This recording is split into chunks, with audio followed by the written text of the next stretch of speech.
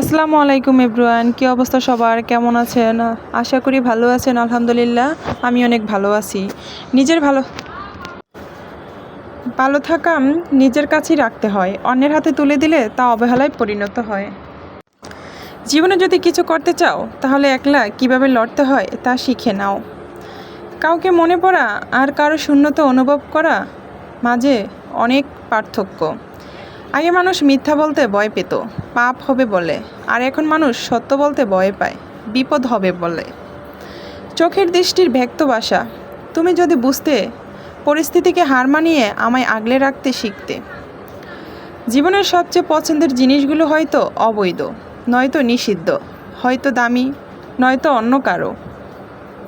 আত্মীয় হয়ে উঠেছে অনেকেই, তবে প্রিয় হতে পারেনি কেউ। কাউকে নিজের পুরো পৃথিবী বানিয়ে ফেলা নেহাতই বোকামি।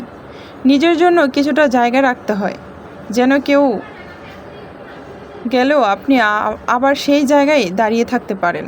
টাকা দিয়ে ভালোবাসা কেনা যায় না, অথচ টাকার অভাবে ভালোবাসা শেষ হয়ে যায়।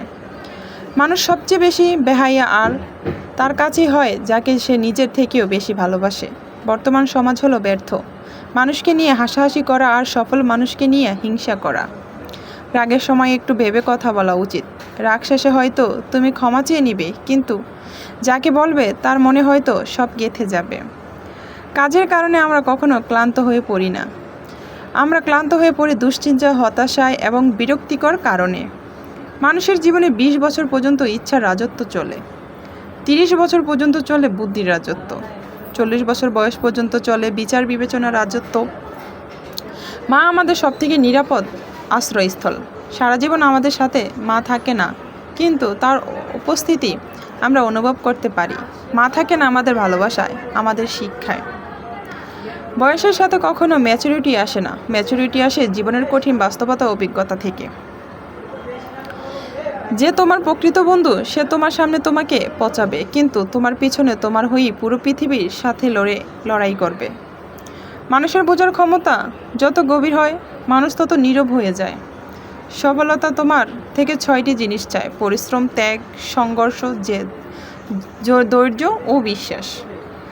কষ্ট লুকানোর এই খেলায় বড্ড ক্লান্ত আমি। মাঝে মধ্যে ইচ্ছে হয় নিজেকে লুকিয়ে ফেলি অজানায়। সময়ের সাথে সাথে সম্পর্ক বদলে ফেলা মানুষগুলো সাপের চাইতেও বিষাক্ত হয়। অভিমান হলো আগাছার মতো, ফসলের সাথেই হয় অথচ মূল্যহীন।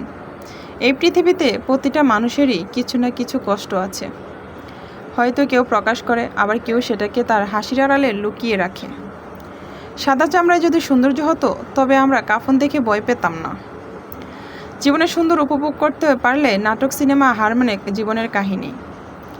যাই হোক, আজকে আমি এইটুকুই বললাম। আসলে আজকে আমি করেছি ডাল চচ্চড়ি, আর ডাল চচ্চড়িটা আমি কিভাবে রান্না করলাম সেটা তো অবশ্যই তোমরা দেখতে পেলে ভিডিওটা। আসলে আমি আমার একটা স্টোরি বলতে বলতে তোমাদের সাথে আমি রান্নাটাও শেয়ার করে নিলাম যে আমি কিভাবে ডাল চচ্চড়ি করেছি। এটি বেশ মজার হয়।